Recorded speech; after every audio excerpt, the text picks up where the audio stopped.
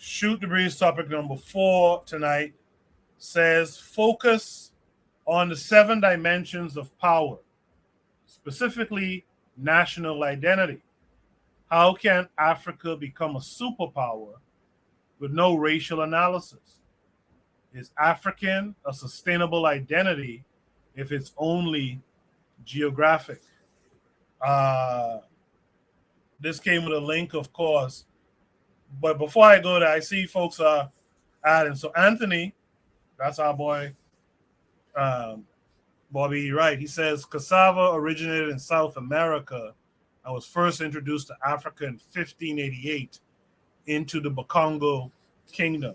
So more and more info is coming in to let y'all know.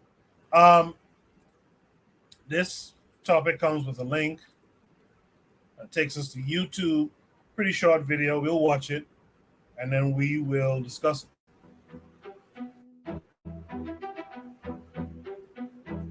As we move closer and closer to a globalized, singularly powerful world, certain countries have been more influential than others.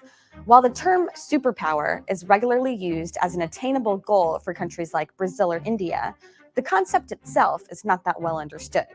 So we wanted to know, what exactly is a superpower, and which countries fit the description? Well, overall, a superpower can be considered any state that has preeminent global influence. Any decisions, whether domestic or foreign, have far-reaching consequences, even outside of their immediate borders, allies, or enemies. This sort of hegemony is best characterized by 7 dimensions of power. Natural ones, such as geography, population, and resources, as well as social factors like economy, military, diplomacy, and national identity. These country traits have historically represented wide-reaching, dominant civilizations, such as ancient Egypt, the Mongol Empire, and the Roman Empire. However, the idea of a superpower is a 20th century classification and has farther-reaching implications than just regional dominance. World War II was one of the first major displays of global power, and the start of globalization through communication and economic cooperation, as we know it today. In the aftermath of the conflict, 3 major superpowers remained standing and collectively divided up the world. These were the United States, the Soviet Union, and the British Empire. On every level, these powers were at the top of the rankings, each controlling massive regions, with the British still wielding power over colonies around the world, and each holding onto a distinct cultural and national identity. However, in the mid-20th century, the British began to see their influence wane, while the US and USSR only grew, especially militarily. An event known as the 1956 Suez Crisis saw the British, among other nations such as Israel and France, invade Egypt in an effort to topple the country's president. Not only were they unable to, but they drew the ire of the United States and the United Nations, which demanded the British stop their invasion. Having been weakened militarily by World War II just a decade earlier, the British withdrew, in a humiliating move that signaled an inability to maintain dominance on their own. This left the United States and the Soviet Union as the world's 2 remaining superpowers, and was the beginning of their fight for global hegemony in what was known as the Cold War. Over the next 50 years, the 2 proved their might. In land size, the USSR was the largest nation on Earth, while the US was the 4th largest. Their populations were comparable at around 250 million residents each. They were the top 2 economic powers, and while the Soviet Union had one of the largest militaries on Earth, the United States spent more than any other country by far. Perhaps most importantly, the 2 had absolute alliances around the world. The USSR had direct supportive relationships with Central and Eastern Europe and much of Southeast Asia, including China. The United States was a predominant ally of Western Europe, the former British Empire, and was aligned with most of the world's largest economies. Ideologically, they represented a divide between capitalism and communism, with most of their allies falling into one group or the other. But in 1991, the Soviet Union officially collapsed, partially due to their efforts to defeat the United States, and partially due to internal corruption coupled with dramatic reforms that crippled its government. With the dissolution of the USSR, the United States reigned supreme, not just over the former Soviet Union, but the world at large. Militarily, the United States outspends all countries by an enormous margin, more than the next 8 biggest spenders combined. In short, the only remaining superpower on Earth is the United States. But that may be changing. Emerging economies, known as the BRIC nations, have seen unprecedented economic growth and population booms. Their countries have seen renewed influence, with China as a manufacturing giant, India with the second largest population on Earth, Russia as a geopolitical manipulator, and Brazil as a soft power with immense natural resources. Additionally, the emergence of the European Union as a stable collective has raised the possibility that they will become the next superpower, similar to the United States, especially as the US has seen its international standing falter since the 2016 election. As the rest of the world sees breakneck growth, it may only be a matter of years until a new superpower emerges to rival the United States. With so much talking about the BRIC countries as potential next superpowers, it may be worth knowing just how powerful they are today. One of the things I'd like the panelists to tackle is what their concept of being an African is when they respond to this. The prompt says focus on the 7 dimensions of power, specifically national identity. How can Africa become a superpower with no racial analysis? Is African a sustainable identity if it's only geographic? That's an interesting part of that prompt right there. Real Black Gentleman, what say you? I will say that, let's see. RBG, how can Africa, I'm reading this out loud. I have to think about this. How can Africa become a superpower with no racial analysis? Well, I mean, again, this has to do with understanding that naturally there's more things that keep Black Africans, the nappy-headed people of the world, right? Together than separate us. And a lot of things that separate us are just topological, superficial stuff. Again, languages, and these languages. These things can be separated. These things can be these things can be handled. It really does have to do with a sense of policy and the motivations. You're going to have it's going to have to be something that is probably led by the youth, that transcends boundaries. This goes back to the hip hop, bringing back the griots. You know what I'm saying, that tradition of people moving around and telling, you know what I'm saying, talking to people and just entertaining and bringing people together and moving information along. You gotta have that.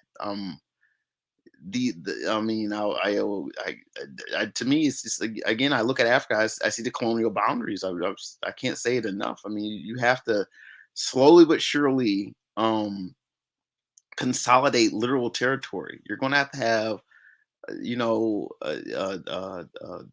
fortress, a territory, like, say, liberated territory within the colonial structure. You're going to have and it's uneven, it's irregular to even start with, because there is no, you can sit here and try to, think that, well, where's the base? Where's the bedrock of any kind of African political, like, Black unity? And it's kind of hard to say that.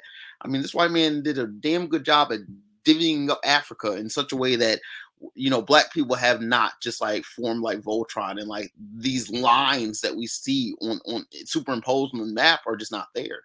There's so many boundaries that separate Black people from Black people, and those are going to have to be dismantled. It's going to have to take a lot of faith. People in their whole national ways are going to have to literally just say, like, we need to think about something a little bit bigger than what this line is. It's going to have to be that way, and it's going to have to be structured in a very, very careful way, because you don't want to make an adjustment like that and then in the midst of what everyone else can see, because everyone can see what it is Africa is doing, but it's not impossible. And I just think that, again, it's just, you know, I mean, it's just going to have to happen. You're going to have it can't be United States of Africa. It's going to have to be one singular political unit. It's going to have to be. I mean, it's going to have to be from Senegal to South Africa to Somalia. It's going to have to be. I mean, it's not going to get there from here, but you know, somewhere. I mean, I think East Africa is doing it, but at the same time, like, you know, a lot of it's very unstable. You know what I'm saying? The AU is a farce. The Chinese bugged all that. You know what I'm saying? They bugged the whole AU Parliament building. So I mean, that's compromise. I mean, it's like, you know, we're, you know, black people are still, whenever we try to come together, there's still some outsider that just, you know, meddles. So it's like it's not impossible between the outsiders and, you know, our own personal sense of, my house is your house, my nation is your nation. You know, to kind of say this, so to speak, of the whole Mikasa Sukasa type deal.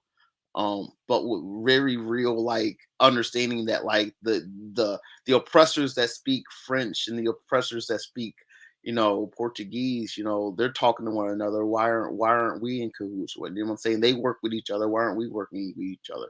And it's kind of, it's messed up, because when I say that, I can say that, and then we go back to, you know, the Kenyans under the UN, you know what I'm saying, banner going into Haiti, which, I mean, I initially thought it was good, and I think some of you guys have kind of talked me out of it. And, like, I really genuinely don't want anything bad to happen. I'm not going to sit here and say Union's bad for doing that, because I mean, this is genuine black action. Although the political is nonsense, I mean, if it's bad, it's bad, and clearly, you know what I'm saying, we understand why it could go wrong. But, like, again, you know, let black people try to help black people's problems. Oh God, it's always a tightrope.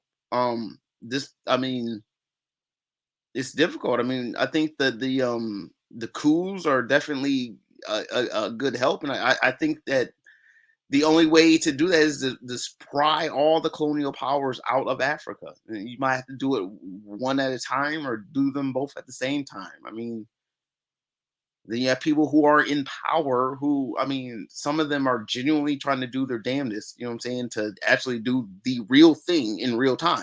Um, for their people, and for, you know what I'm saying, what's really true and honest. You know what I'm saying? Um, it's always, it's a mixed bag. I mean, you can look at Africa, you can look at the people there, and you can make your own decision. You know, I don't necessarily have to tell you. I have my own opinion. I'm not so inclined to necessarily, like, spell everything out right now, but it's not easy. It's going to have to be a lot of people just coming together. It's going to have to be people just saying, like, two countries are now one country, and I don't even know how else to say it. That's going to have to be the only way. I'm gonna pass the mic. Thank you for that, RBG. For those who might be wondering, the 7 dimensions of power, state power, is geography, population, economy, resources, military, diplomacy, and national identity. We're talking about one of those 7 right now. So when you add those together, that is an interesting question. What is an African? We know what an African is in terms of geography, in terms of being continental African. But what is the economy? What is our economy that we can speak to that helps define us as African? I'll be curious to hear what Webb has to say. But first, let me shout out Black Steel. He's out there in the chat saying good evening. Glad to see you, because I remember you were sick last week. Want to make sure you're still with us. Afro Native World is out there as well. Trigger has some comments. I'll get to those after I get to the panelists. Let me hear from Webb on this. D-Webb, what say you? My question is, do you want to live long enough to become a villain, right? The only way you can become a superpower is in the classical sense of the term, is to colonize people. You have to be a colonial power. Even the example she gave with Rome, you know, and the different superpowers, even the US, you know, the US has 700 military bases in 100 countries. That's why they spend more than all of the other countries combined, at least the top 3 behind it combined, because the only way to become a superpower is to engage in colonialism. Do you want Africa to engage in colonialism is the question. Not to mention, I don't like to speak in Africa as a monolith, because Africa's 54, 55 countries who all have their own agenda and own things to consider when they do business. So to me, the conversation is a little bit more nuanced than what's made out to be. But honestly, to tell you the truth, I don't believe these classic examples that was given is going to equate to what the future may hold, because we live in a different age. We can see it right now, where you got half the world marching with Palestine flags in their hand, right? Where culture is going to make a huge difference. Culture may even bridge military might going forward. As crazy as that is to sound, because people nowadays have access to a lot more information, and have a lot more access and are drawn, actually attached, and have an emotional attachment to other people who they never met and never even went before. So I would make, I don't know if people heard of fourth generational warfare or fifth generational warfare. You might want to do some research into that. Whereas we're seeing a shift into things, and honestly, the US is going the way of Rome right now with that whole BRICS thing, and spending more and having 700 bases in 100 countries, where you're overextending your power to the point where you're watching a dying empire. And do you really want that whole cycle to play out for Africa? Do you want Africa to do the same thing that all these other, because all of these people that mention the superpowers, guess what? They're not fucking superpowers no more, right? So to me, if you want to have a sustained type of deal, you kind of need to think about it in a different type of way. I would more so advocate for isolationism, to be honest with you, in the vacuum. Now, kind of getting back to the prompt where we speak on the national identity, Africa, the African identity. In order for that to come into play, you have to have some kind of sustainability, whereas people have to have a tie to the continent. I think half of the stuff you're seeing right now with the rise of the FBA and the ADOS and the vitriol between this diaspora nonsense is because largely a lot of people in diaspora don't have a tie to the continent. If you look at, for example, Mexican Americans or Mexicans, wherever they may be, they go back to Mexico every fucking so often, right? Where they have a tie, an actual tie. They have family there. A lot of people spread out there as a diaspora don't even have, family that can name on the continent. So to be honest, you need to start from ground zero and start building a bridge. That should be number one. Fuck all this superpower talk. You need to crawl before you can walk. There needs to be a tie. You need to start promoting Africa as a place to where people can come and visit and build families and have families here, where you come in once a year. If you look at Israel right now, Israel has the largest amount of people who have dual citizenship, 20%, I believe, of Israel. They come back every year and they have a tie to America. You've seen pan-Europeanism at play with a lot of NATO and things of this nature. People, even in Americans here, go back to Europe so often, and to me, if you're going to talk African identity, you need to start with having a sustainable way for Africans throughout the diaspora to go back to the continent where they can feel they have a tie. And to me, that kills a lot of nonsense. That kills a lot of nonsense that you have out here. It needs to be more than just being melanated, yo. I deal with a lot of Indians, half of them darker than me, and they have a tie. Is more so not their look, it's their culture. It's the fact that they share a religion. It's the fact that they share a language. It's the fact, what I'm saying? So there has to be that in itself needs to be handled before you can even talk like superpower or anything talk. There needs to be a bridge built, and I don't see that right now. So that's all I got, bro. Yeah, I agree with you too, Webb. I also agree with Trick. I think two things can be true at the same time. I think superpower is a long-term goal. But I think while you have that long-term goal, let's work on some of the stuff that we can do now. And that's one of the issues I have is, when we look at these other folks, like right now we're looking at Israel and the Palestinians. And, one thing with Israel, man, that like Webb kind of alluded to, these guys have their family, they live in Brooklyn. but they still got family in Israel. They have the I forget what they call it now, but they have those summertime trips for the Jewish kids to go back to experience Israel and learn about its history and all this type of shit. And we don't have that. We have some verbal, some verbal invitations. Hey, come on through. But where is it structured for us to go there and really reconnect with the place? Reconnect with the people and the cultures. Like some different tribal groups or whatever should be happy to say, hey, man, the people who were taken, who were from the Mendi tribe, a lot of them went to so and such place, and you guys are from there, man, we will accept you to come back. Come back and experience it. But we're not really getting that. A lot of it is legwork for us in the diaspora to go back to the continent and try to establish those connections and stuff like that. That's my one knock with leadership in Africa since these countries were gaining independence and all that stuff. Immediately there should have been some, hey man, come on home. If you don't move back, at least make it a part of your culture that you return to the motherland, stuff like that. But anyway, Buana, what say you?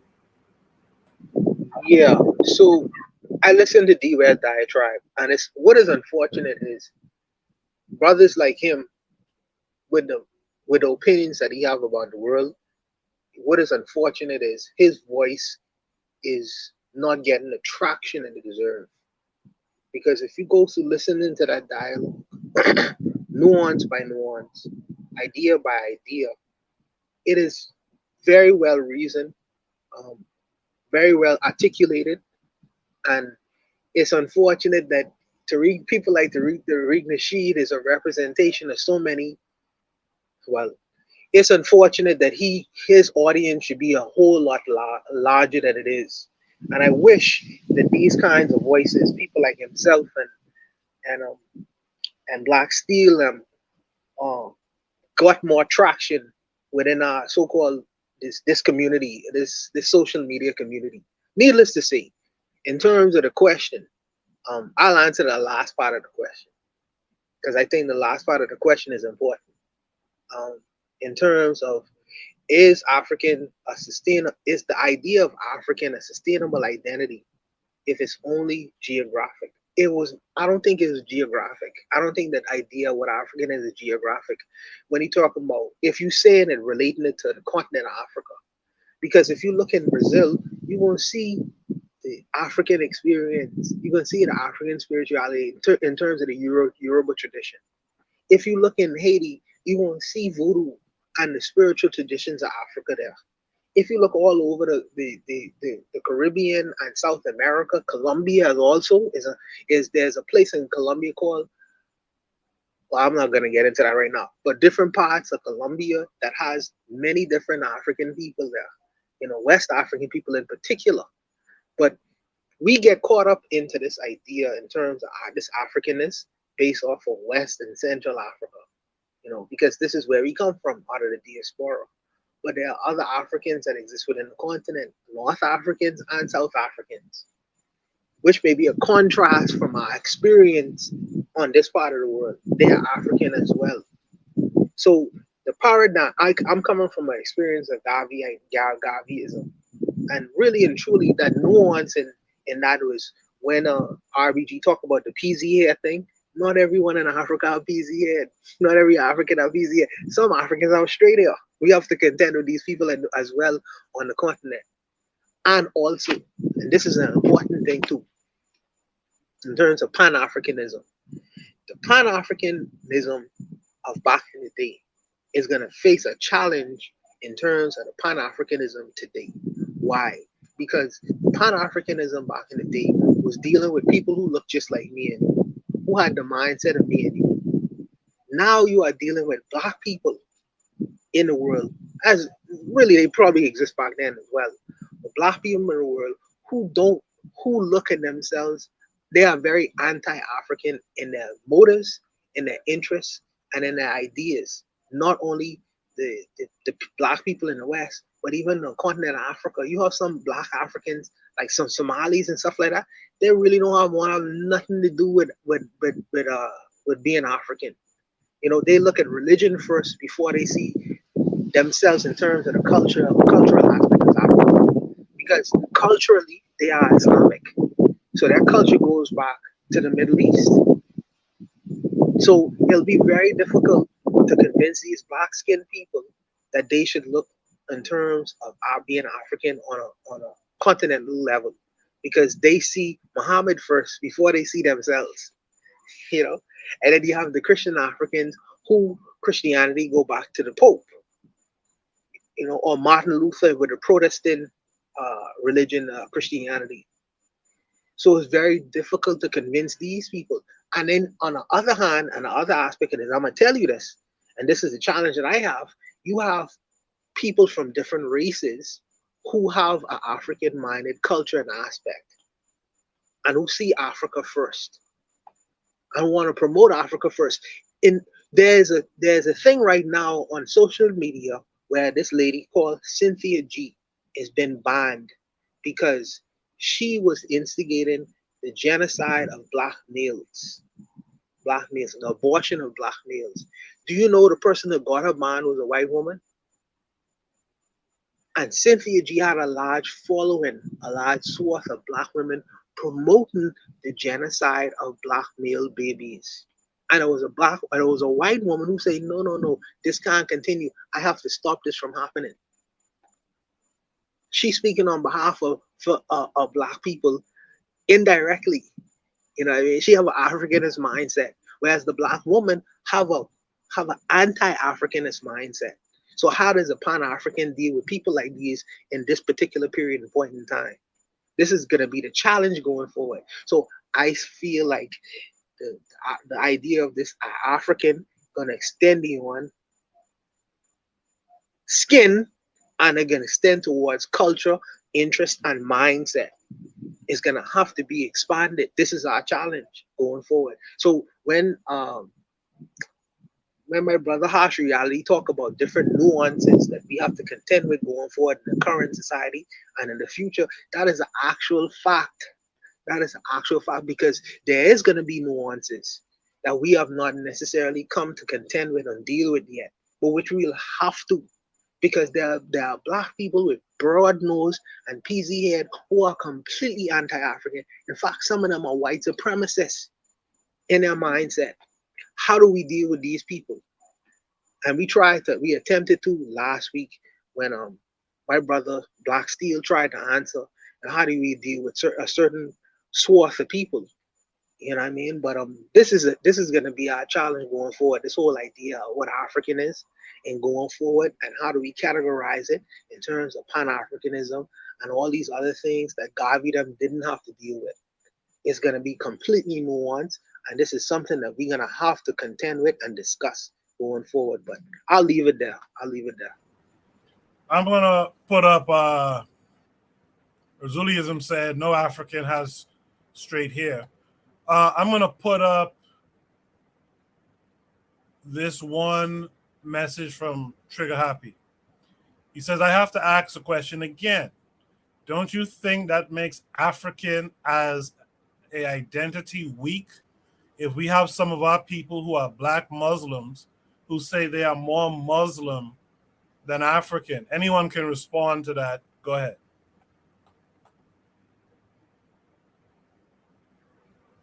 I guess no one's going to respond to that. Oh, read. I have a question. Again, don't you think that makes African as an identity weak?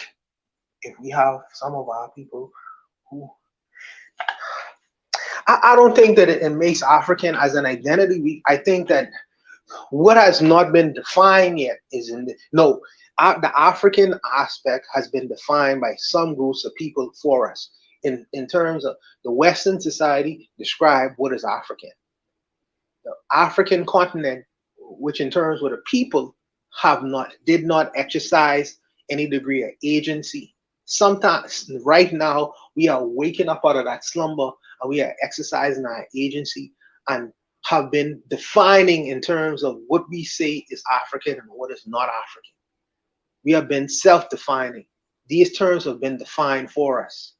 So I think that now that doesn't what makes a person African is not a weak thing. I think it makes us actually strong because we exercise our agency, whereas in the past we have not. These labels have been put on us. African is a person defined or categorized by his skin complexion or skin color back in the day. This was the colonists have done. But now, in terms of Pan-Africanism or in terms of agency, we saying, well, that's not only it.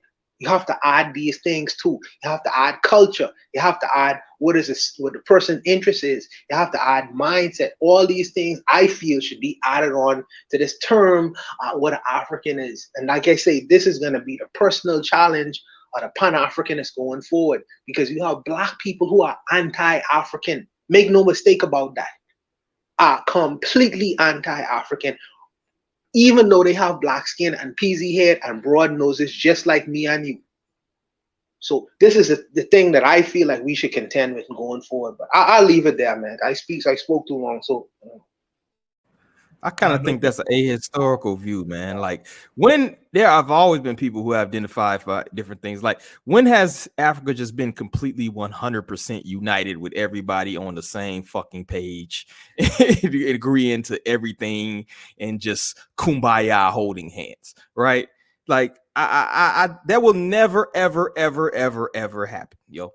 Like, it will never, ever happen, yo. So I think you're setting yourself up for failure, and you're setting yourself up for frustration and a loser mentality to think that 100% of people would agree to whatever mentality, and looking at yourself as weak because 100% of melanated people who may have African ancestry don't agree to every single part of your ideology, right? You will always have outliers, yo. That is humanity in a vacuum. You feel me? So I don't even subscribe to that. It's like when you sit here and argue about the fucking 100 FBAs that exist only on fucking Twitter and other, you don't even see these people in real life, but you focus on those, half of whom are bots, man, they even be Black. When you focus on this minority, right, you kind of set yourself aback, and you set yourself up to frustrate yourself in the long run. So yeah, Black Muslims say they're more Muslim than African, but is that the majority of people? Is that 90% of Africans who say they're more Muslim than they are African? You know what I'm saying? Is that 70%? So to me, I wouldn't even look at it like that, because you're just gonna end up frustrating yourself, yo. That's what I got on that. But harsh reality. Not all Europeans have this idea or see themselves as white supremacists and all these other the Western mindset. Let me put it like that, because Russia don't see themselves like how America sees itself, or France, or England, or Spain.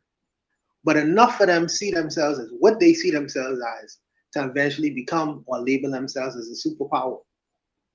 And the Chinese, all of the Asians don't see themselves as this pan-Asian unified thing, because the Japanese don't like the Chinese.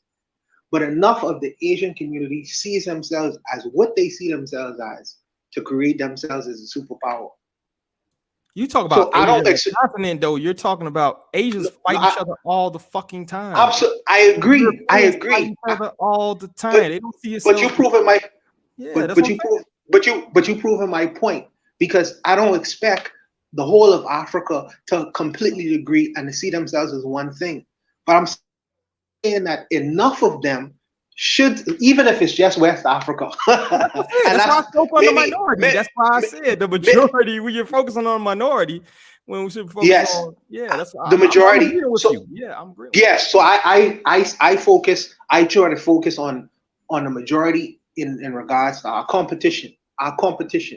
You know what I mean? Our competition in the world, and I feel like that is an important thing to focus on, because we are competing. We in a race. We're in a race. But the brothers, them. Okay, I hear you, brother. You know what I mean? I hear you, brother. This ain't gonna be a back and forth, man. I hear you, brother. Let's keep on rocking now. I'll leave it. Trigger Happy says, agreed, RBG. RBG was saying stuff like Africa needs a central state from ocean to ocean, a territorial belt. He says from there, everything else will aggregate. Trigger Happy seems to agree. He says, but how do you sustain that territorial belt? This is why colonial scholars emphasize that we are completely different, that we can't unify. Many Africans perpetuate this today. There were other comments in the chat. I can't get to all of them. I appreciate every last one, though. You guys listening to the playback, pay attention to the chat, pay attention to the screen. I put comments up there all the time. With that said, I guess if there's no last thoughts, let's go to Shoot the Breeze topic number 5 tonight. Shoot the Breeze.